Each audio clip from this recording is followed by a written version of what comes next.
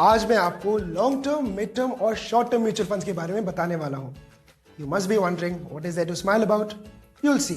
तो जब मैं कॉलेज में था, I was very new in the city. Rent, fees, सब कुछ तू ही बोलेगा या मेरे लिए भी कुछ छोड़ेगा?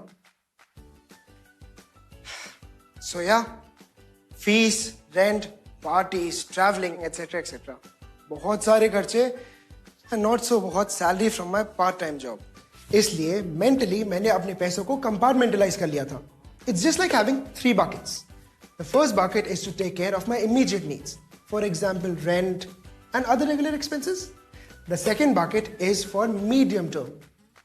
For example, if I'm planning a Caribbean cruise with my family, but not now, maybe 5 years from now.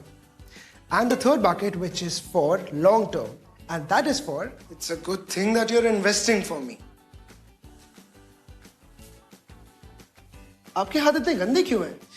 अरे अपने खुद के फार्म पर गाजर और बीटरूट उगाने का मजा ही कुछ और होता है। और इनसे मिले हुए पैसों का मैं कहाँ इन्वेस्टमेंट करता हूँ? म्यूचुअल फंड्स में।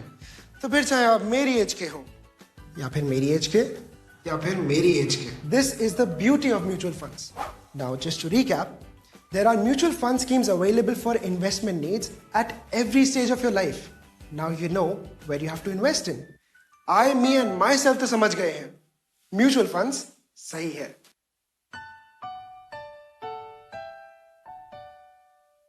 Mutual fund investments are subject to market risks. Read all scheme-related documents carefully.